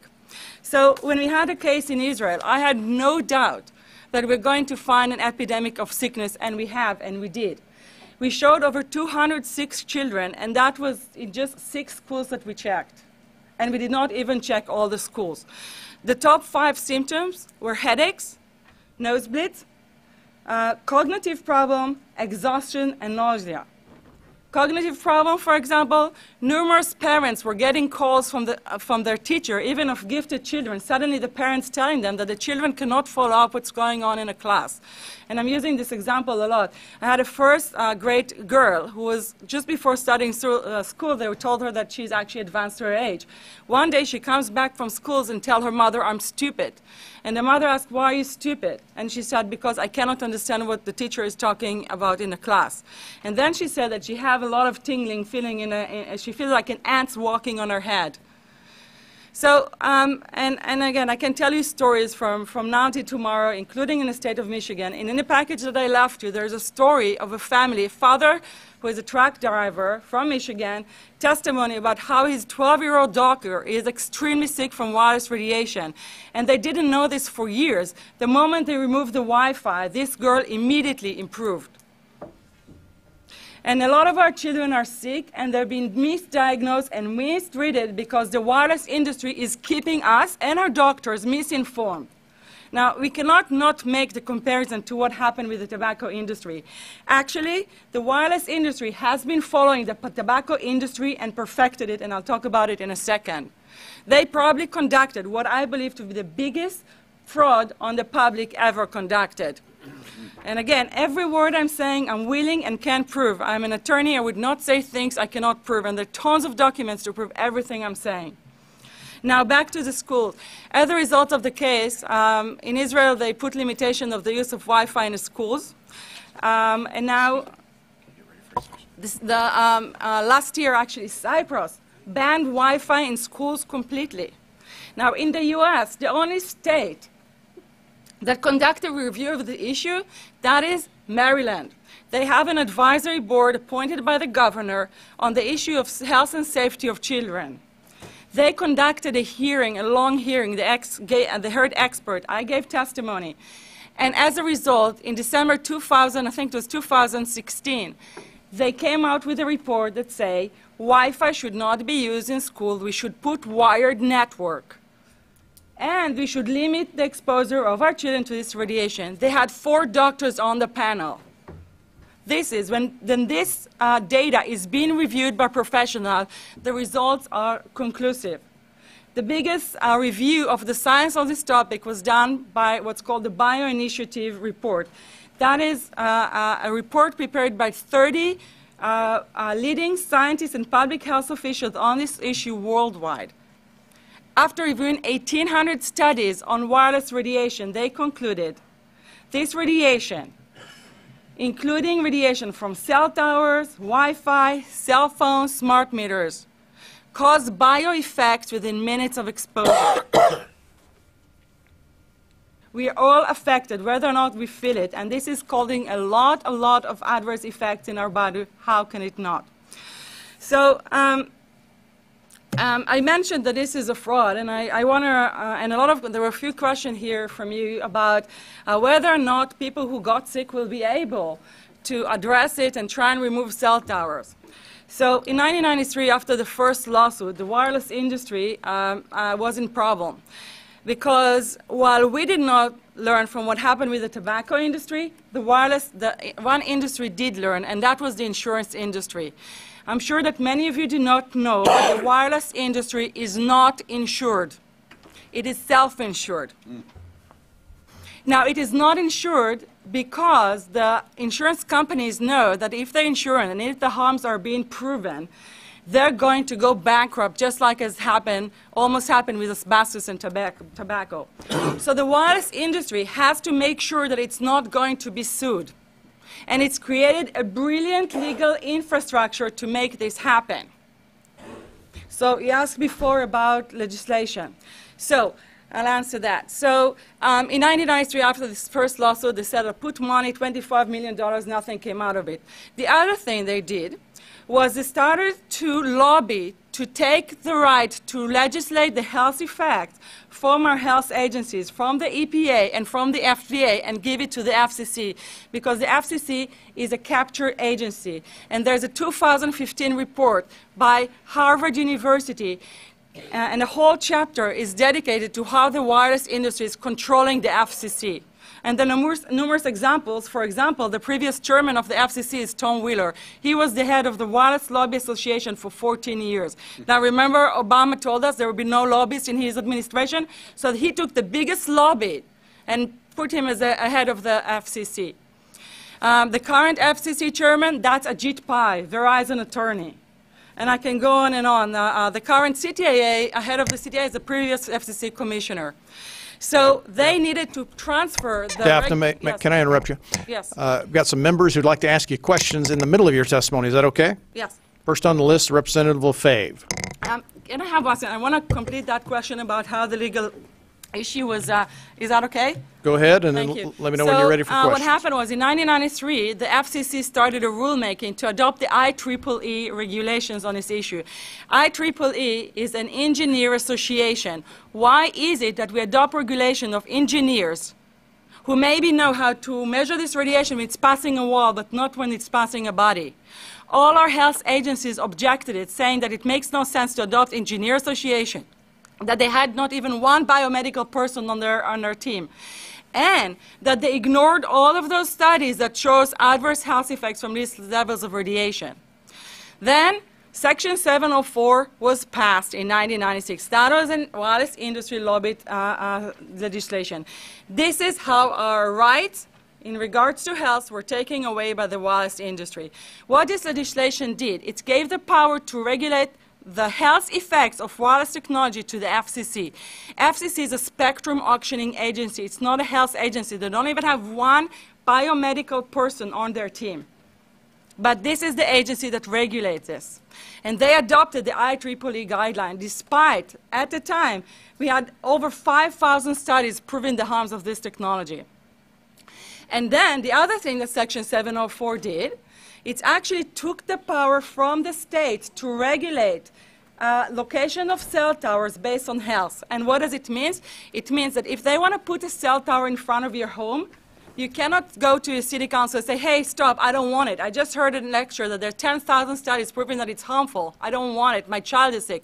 They will tell you, stop. You're not allowed to mention this in the city council. Because Section 704 says that if you will, and if the application will be rejected, the city will be sued, can be sued by the wireless industry. And dozens of our municipalities have been sued for basically talking about health in those city council meetings against cell towers. This is a violation of First Right Amendment under the Constitution. Now, not only that, it's punishing speech because they can be sued, the city can be sued because you talked about health. That's what the wireless industry did. That's how they prevented discussion of health. And why do they want to prevent discussion of health if there's no problem with health? Daphne, I'm going to interrupt you. And Yes. Representative yes, Lefebvre, please. do you want to ask yours now? Or Yes. yield? Okay, Representative Houck has a question right now. Yes. Yeah, I was wondering if you could plan, you know, you said the Wi-Fi companies are self-insured. I worked for a company for 24 years. We made restaurant equipment. Our company was self-insured. I'm sure there's a lot of companies that are self-insured in the United States. If they figured out a way where customers cannot sue them by being self-insured, are there other companies that are doing that? I mean, the lawsuits in this country are, you know, astronomical sometimes, and I'm sure, so wouldn't every company be self-insured so they couldn't be sued? I guess I wish you'd explain the logic a little bit better for me. Well, first of all, I think what you should really think about is why is it that they're not insured? It's not that they chose to be self-insured.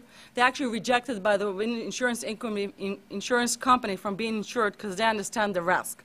And So if the they insurance understand the companies, risk- the big insurance companies, So there's will not okay. insure the So telecommunication? there's insurance companies, and then there's what's called secondary insurance companies. Secondary insurance companies are the insurance companies that insure the insurance companies. So in an event, an insurance company, let's say I insure Verizon, and it may not be able to meet the claims, then the secondary insurance company is kicking in. Like Lloyd's Now- of London. Sorry? Like Yes, Lloyd's of exactly. London. So two leading one would be Lloyd's of London and Swiss Re. Both told the insurance company not to insure the wireless industry, and this is why they're not insured. And that should give you a hint. Now, this is exactly why they have to prevent a health lawsuit. And how do they prevent lawsuit? That goes back to Section 704. So the next thing that happened with Section 704 is, let's say they put that cell tower in front of I your mean, home. not to, No, getting it's away like- from the cell tower. So if someone came up and could credibly show, and they can't go to a jury trial and say No, this, we cannot. So what happens? you cannot go to any court and you That is cannot right sue now them the into problem, court. Sir, the Third Circuit appellate decision. So people who tried to sue for the damage that was caused to them. So the wireless So industry. I mean, not to the third, I mean, that's one decision. That appellate court, you can go to another appellate court, right? Exactly. So let me answer, sorry, one answer. Section 704 basically take our right to have redress under federal law. So then you can go and now sue for the damage that was caused to you, and that's under state law. And there's a third appellate court decision that said that you cannot sue for the damage that was caused to you because if you will sue, that will conflict with the intention of Section 704, and that is called conflict preemption. So now people cannot sue for the damage that was caused to them. So they do not have redress under federal law. They do not have redress under state law. So this is how there is no way to sue the wireless industry. That is what the situation, and that is violations of Fifth Amendment due process right. If you don't have redress under federal law and don't have redress under state law, you don't have how to sue them. This is how they're protected. Okay, now, with this legislation, with the 5G legislation. Daphne, you need to take a breath. Sorry. No, I'm not. No, I guess I wouldn't mind later on maybe having one of the telecoms come up and explain their side of it. Yep. But thank you. Thanks for. I appreciate that. Thank you so much. Yeah, Daphne, if you will, when members ask you questions, please let them finish. That's all right, Mr. Chairman. I understand. Sorry. I got a couple of questions for you because I've heard some things that I hadn't heard before. One, a point of clarification. You said earlier in 2006 and prior, 10% of the population suffered some type of symptoms, but your testimony is everybody's affected, even those who are not symptomatic, or is it just a subcategory of the population that you think is affected? First of all, I'm sure the doctors will agree. We are electric being, we all affected. So what we see, there was this, with the surveys that were done in terms of how many people are affected, you see a constant increase in the rate of people affected. So clearly there's a correlation between how much we are exposed to this to how many people develop this condition. I was using this technology. I was not sick always from it. At one point, I couldn't tolerate it anymore. And you can see, so it's everyone's affected. Some will get electrosensitivity. I did not get cancer. I got electrosensitivity from this. Everyone has their own predisposition, and they'll have different effects. The issue is there are numerous effects that can happen. For example, there are 200 studies that show that this radiation can cause whether this radiation could cause oxidative stress. Oxidative stress is a mechanism that leads to cancer, non-cancer conditions, and DNA damage. Now, so in your case, your years of service with the Israeli Defense Force, you worked closely with the technology. It had no effect, but at some point in your life, it had a cumulative effect after which exposure has caused negative consequences. Sometimes you have cumulative, sometimes there's a one event. There are different ways. We are not completely sure, but there's definitely a cumulative effect here, absolutely. Here's the biggest thing I heard today from Senator Colbeck and then from you, the concept of hardwiring the technology. And, of course, I want to hear from the wireless industry as to whether or not that actually performs the same function for autonomous vehicles, for example. You know, will hardwiring a system be able to power autonomous vehicles? I don't know the answer to that question. I'll answer, yeah. So first, when it comes to autonomous vehicles, basically every claim they made in terms of 5G is not correct. They told you that it's rural areas. It's not rural areas. They told you that it will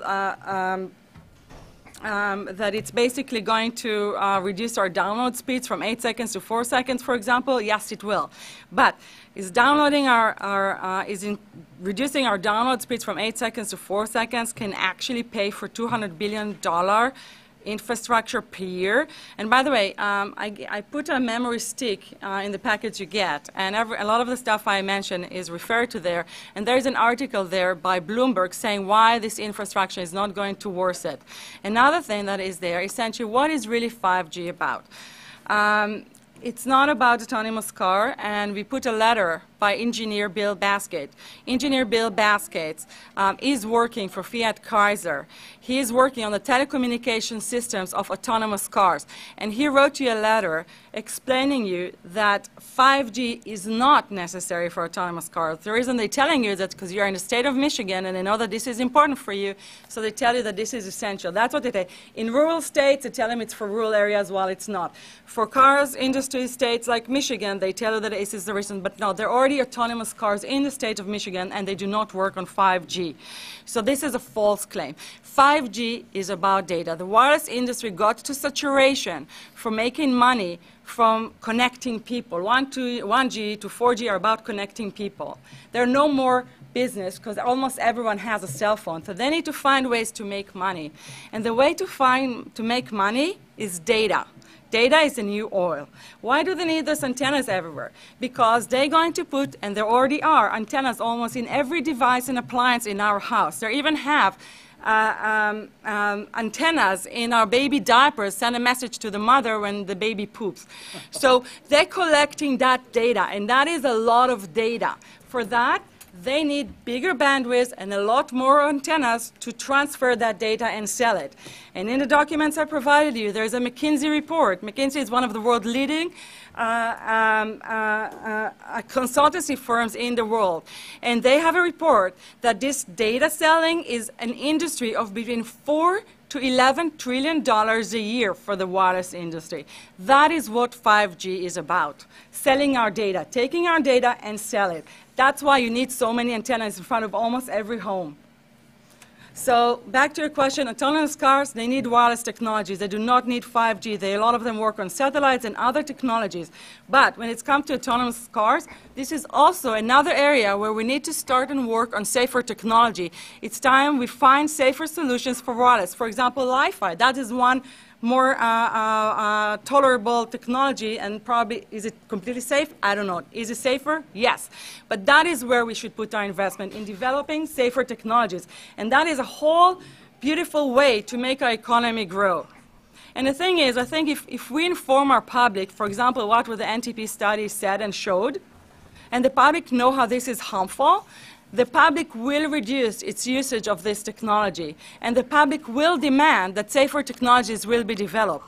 And I've been, I came to Michigan, I was supposed to give 5 lectures when I came here. I ended up giving 20 lectures, because with every lecture, people got so convinced and wanted to educate their communities. And once they educated, so many people understand what's causing the sickness. And a lot of people started doing changes in their lifestyle, and they're calling me and telling me and thanking me. So if we would tell the public the truth, and the wireless industry made sure in the past 30 years to lie to the public, if we tell them the truth and inform the public, and the public has a right to be informed, then you'll see that there'll be a much growing demand for it. And if I may say, I think that if public really knew what the 5G is about and what this wireless technology is doing, the public will be here. Many, many people would say, do not vote for 5G. 5G is a power grab by the wireless industry. They already took our right to object this technology based on health effect. Those big bills that they've been pushing every state in the country are very sophisticated legal documents that takes our rights to the public rights away. They want a 5G? Okay, let the municipalities and the people make a decisions if they want it, how much they want it, if they want it in front of the homes. Don't let the wireless industry make the decision for them, and that's what that bill is about. Taking our rights to our public rights of way. You can... Ms. Tackover, do you, let me ask you 2 questions. Number 1, what was the outcome of your lawsuit against the State of Israel? We lost the case, and I want to make sure. We won the first case in the terms that we proved the evidence. I can explain in details. We lost the case, but as a result, as I said, we forced the government, while in the case, to put limitations on the use of Wi-Fi. Wi-Fi is banned up to the age of 6. It's allowed 1 hour up to the 3rd grade, 1 to 2 hours up to the 6th grade. Wi-Fi has to be turned off at all other times. In the public schools of the State of Israel, okay. And do you want to allow time for testimony by Mr. Haro and Dr. Zebram? I think Dr. Zauerbrand and Professor Roux here to answer questions. If you have more scientific questions, Professor Roux can be answering it. About the sickness in the state of Michigan, the Dr. Zauerbrand, he can absolutely answer to that. And I'm sure he has. I know when he talked to me, the stories are just heartbreaking, but also encouraging that once people removing wireless from their home, a lot of the health effects are disappearing. Gentlemen, do either one of you want to offer testimony? Yes. Basically, the signal has to go through to the fair and everywhere else. We all know this. The problem with 5G is that it is a poor implementation of that function. You have to understand that telcos live in an extremely competitive environment. And for their survival, they need to push the methods that they have available immediately on their desk. And because of this, they may not, unwittingly, always be acting in the public interest. What I am proposing as a vision of the future for Michigan is that you don't need so much reliance in terms of data volume on wireless. Have this carried by optical fiber instead. Optical fiber is incredibly faster than 5G. You don't design a car on a cell phone. You design a car on a fast workstation. So in terms of a country being competitive, the future is clearly optical fiber. This is what telcos use for themselves. But it is commercially more advantageous to sell wireless. The effects of wireless on health scientifically are very, very clear. But industry, in its position, has used its influence on national committees, on professional committees, to provide endless discussion of the science, which apparently led to no conclusion. But now, with the statements of the International Agency for Research on Cancer, with a succession of animal studies by Chu in '92, by Ripaccioli in 97 and by the NTP recently, confirmed by Ramazzini in Italy, there is scientifically evidence that is so strong that you can be certain that the standards used by the SCC to manage health effects are wrong. Professor, what is the NDP? I've heard that study several times. NDP is what? National Toxicology Program. National Toxicology Program, that's the study that was funded by the FDA in 1999. I can talk to that. So it's a $25 million study on rats and mice that was supposed to demonstrate that there were no effects of radiation below thermal. And in fact, it demonstrated exactly the opposite. And it follows on the heels of two major studies on animals that said exactly the same thing. The writing is on the wall. It's whether you and the society that we live in want to recognize it. There's other ways to do this. The signal has to get through, but not at the cost of the health of citizens. There's very real health effects that are documented by epidemiologists. So you have to heed this warning now, or we will see each other later under less favorable circumstances. Professor, do you have some affiliation with Microsoft? No, I don't. That would be Mr. Clegg. Clegg, okay. Somebody else. Frank You are a professor with McGill University, and that's in Montreal, Canada, is that correct? Yes, I am a professor in the Department of Epidemiology, Biostatistics, and Occupational Health, and I teach there both toxicology and health effects of electromagnetic radiation. I have been active in the field, both on the industry side and on the side of public health for 35 years. Okay. Dr. Zabrin, did you wish to offer testimony? I would commend an excellent presentation here. Nothing much left to think about. No, clinically, you know, as far as certain people being affected, I've been in practice 22 years, and the last 4 or 5 especially, I'd say 89% have some issue, electropollution. I do extensive blood work, look at minerals and lifestyle, and you find things that could help them. Maybe the thyroid's off, or they're allergic to certain foods. But ultimately, they come down to get their full cure, which we're interested in, not just covering up. The engineers go to the home. I talk to them about their phone. I have a meter in my office. I show them what their phones are doing right then and there. And he goes there, and finally, now we see some good effects, big changes, especially children. So that's my concern. Things like, you know, memory, dizziness, anxiety, brain fog, you know, is definitely tied into the EMFs. So that's my passion. Yeah. Representative DeFave, do you want to ask your question at this point? No. Not at all. Okay. Can I mention something? Yes, ma'am. You know, when I came to Michigan about a month ago, a few days after that, there was some kind of a hearing, and we heard on the radio one of the representatives saying that considering what happened with Flint and with the NASA, we have to ask ourselves, how did we get here? How did we have the message on the wall and we ignored it? And this is exactly what it is about. We should not have a hearing here in a few years saying we knew about it and we did nothing about it.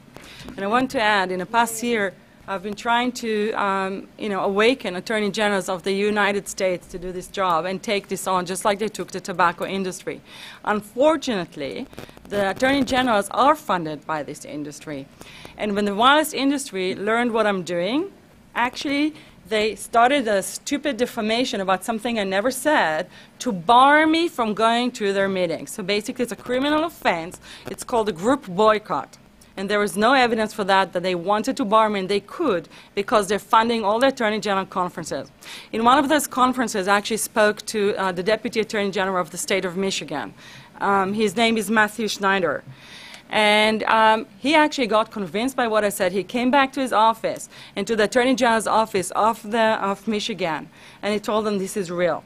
I actually, in this visit, I met with the Attorney General's office, and when I gave them my presentation, he says, don't worry, you pitch into the choir. We are convinced. But when I asked them to take action, they said, you know, we have too much to do with Flint and Arthur. We cannot do anything about it. I'm sorry, Flint is terrible, Nassau is terrible. Those are tiny, tiny issues compared to wireless health effect. All our population is affected. We need to take action. Now, I don't know, this is not about taking action on this right now, but the one thing this is really about is this 5G legislation that will be able to force more radiation in front of people's home. This is something that should definitely not pass. Now, Ms. Tackover, I committed 45 minutes to your testimony. You got about 3 left, and then we're going to try and squeeze in at least several more people before we recess 15 minutes after that. You're done? Okay. We appreciate your testimony. And how about Dan Papineau with the Michigan Chamber and Liesl Clark with MEIBC, if Liesl is here. Okay. Thank you very much for your time. You bet. Thank you for your testimony. So Dan Papineau with the Chamber.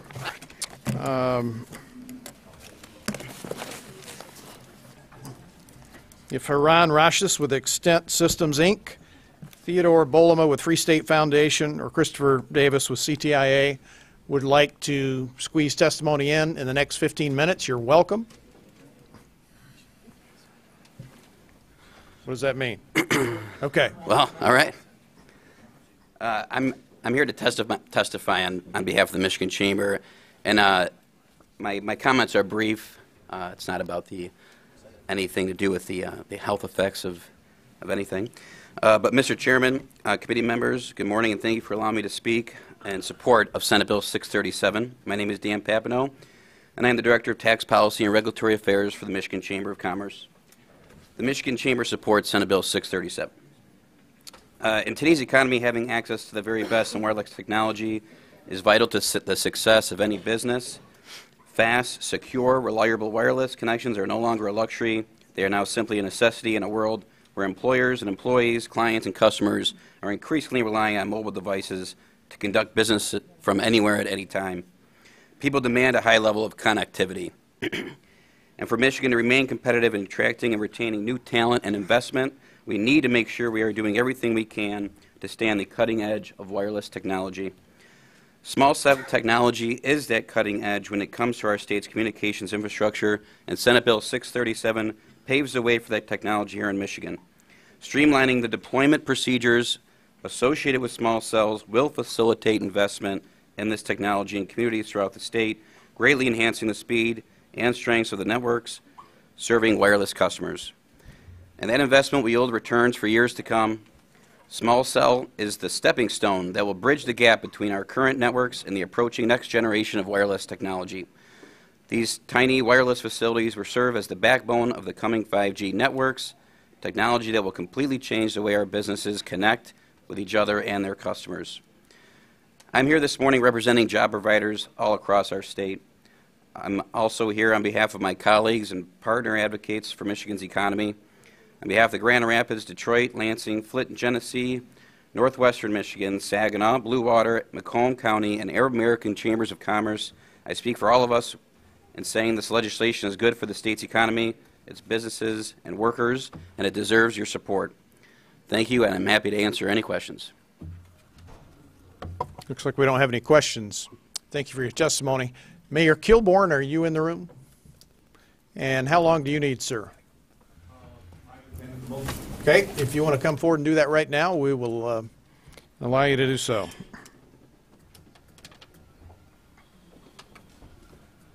Please press the red button there, Mayor, and you have somebody with you if you don't mind introducing him as well. This is Mike Watson. This is with Protect. Okay. Welcome to the committee, sir.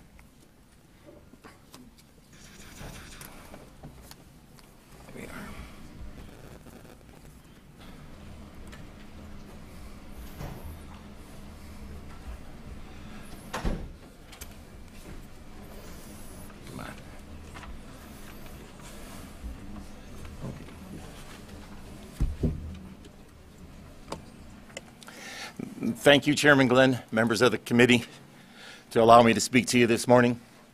I'd like to include my testimony also today the letters that were sent to your office by the City of Livonia, Bloomfield Township, and a testimony of Mike Watsa, which he gave to Senator Hume in his committee.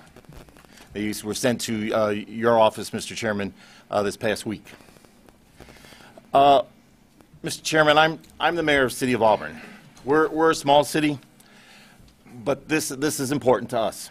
I've served last year as president of the Michigan Association of Mayors. I've talked to a lot of mayors over the years, and I feel most of them would be here today and oppose Senate Bills 637 and 894.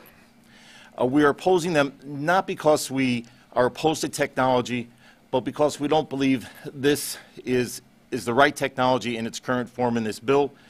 And we also believe that it doesn't conform to our state constitution to be fair to all involved. In the last two state constitutions, we've all been strong supporters of the home rule. Section 29 of the Constitution requires that those who want to use our public right-of-ways have to obtain consent from counties, city, villages, and townships. This basically takes that away from us, and we don't believe that that authority should be removed from local use. We also believe that the utilities who use these right-of-ways should pay a fair rate, like the other providers that we have that use our right-of-ways. There's fees, different fees for the utilities, electric companies. There are different rates we charge for cable companies. Now there are a different set of fees for use our right-of-ways for these wireless units. And somewhere along the way, I fear that we could get sued by saying we're not playing fair from one to another because of different rate structures, because they have access to these rates. The main wireless companies, they're profit-making corporations. They make millions and billions on these things. If we give them right-of-way access, where's the trade-off truly to us? It was said this morning here, sitting at this table, that the equipment on the poles are going to be about the size of a briefcase. I brought mine kind of up with me here today. This is a computer bag. It's not exactly an official briefcase, but it's close. While sitting in the back there, I Googled measurements. It's 0.6 cubic feet. 0.6 cubic feet. But yet the bill says we're going to have, 35, 34 cubic feet we're going to allow on our poles. If they say it's going to be the size of a briefcase, why are we putting in the bill that it's going to have so much more room for equipment on there? They also stated this morning there's going to be no co-location. So I can't say, well, Verizon's going to be on 3 poles, or sharing them with Sprint, sharing them with the next carrier. Nope, they're going to each have their own. So I kind of look at this in urban areas, more populated, because they did say that the service is dependent on demand. So the more larger communities will need more of these than smaller ones like my town. So I look at a grid about 500 feet apart, because they say the radius of the signal power is 300 to 800 feet, so say 500 feet. So I look at a grid, take a large community like Lansing or something, and about every 500 feet on this grid, they're going to have a pole, and that's just one carrier if they want to do all that they say they're going to do. That just seems way overkill. Do we really need to have all the electronic devices in our homes as they're promising us to have? Local government, is on the front line of this. We have to explain why to our residents we're going to allow all these poles to be put in certain places. Mr. Mayor, can I interrupt you just a second? Yes. Is it your understanding that that's every 500 feet for each provider? Well, they're not going to co-locate. They stated this morning. They say the radius is 300 to 800 feet is what I heard them say this morning. The measurement that I have heard in the past has been they want about 500 feet apart, so about maybe every 4 or 5 telephone poles. So in large urban areas, may not happen in a smaller town, but larger for them to have the connectivity that they want, I don't know else how it will work if they don't have that many of these devices on poles. That may be overkill, because if they're planning on using some of the existing devices that they have, but the potential is there because we're allowing that in the bill. So your concern for a small community like Auburn is if you had 4 different providers competing for business, you'd have 4 different series of poles 500 feet apart. It is possible. A couple years ago, we had a representative from Sprint, which wanted to put up a 120-foot tower in our city. They wanted to put it up by our high school. We told them, no, can't put that in our right-of-way. We offered them a couple other locations, and they said no. They also said if we did do this, we might need 2 or 3 more of these in our town. And that was just Sprint. So what if Verizon wanted to have access to the students in Western High School? What if AT&T wanted to have access with more of them in Western High School? How many of these poles are we going to have? And we've all seen these 120-foot poles. They're hideous. I had a meeting with some representatives earlier this year. They showed me a picture of a decorative unit, which they were building for the city of Grand Rapids, and kind of big and bulky, and it kind of looked hideous because the bill does allow for provisions to have in decorated poles to have something done. We spent hundreds of thousands of dollars in Auburn. We have 121 decorative poles that replace the existing poles that run down our main street in Auburn. So going to put one here and one here and one here for one provider. Mr. Mayor, just so you know, I've got to cut you off in about 3 minutes. Okay. Thank you. Bet. So, I guess where I'm getting at, there's local government needs to have more input and more say in these things. We need to have the right to be able to say where we want things and where we don't want things. We're not here to fight technology because as a whole technology is good, but it has to be the right kind of technology. They make millions of dollars, but yet if you look at their financial statements, they make millions and billions of dollars, but they won't spend that money to reach those areas, those more rural areas, to run that cable, to run that wire, to put it in, which they have the money to do that, but they don't because there's not a return of profit for them in those areas, which they could do today, but they don't. These are badly written bills. They're complicated for local governments to fully follow.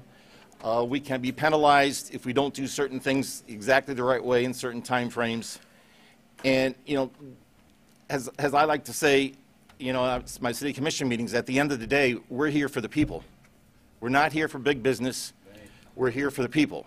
And I just hope all of you bear that in mind, that we need to do that. Thank you. Any questions of Mayor Kilborn? Okay, if not, I'm not going to try to squeeze anybody else in.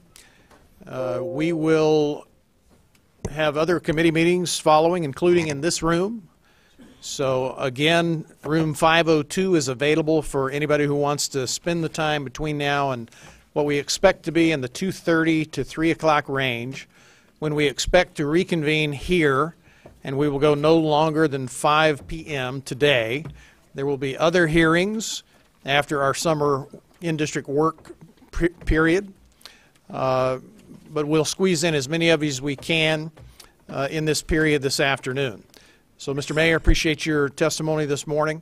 Appreciate your indulgence, members of the audience, and we'll see you back here. You're going to have to just be on call because we're not sure how quickly we will get done with our business on the floor. And do I need a motion to excuse absent members? Okay. We're just going to go at ease. Don't need that motion. So the House Energy Policy Committee stands at ease at the call of the chair.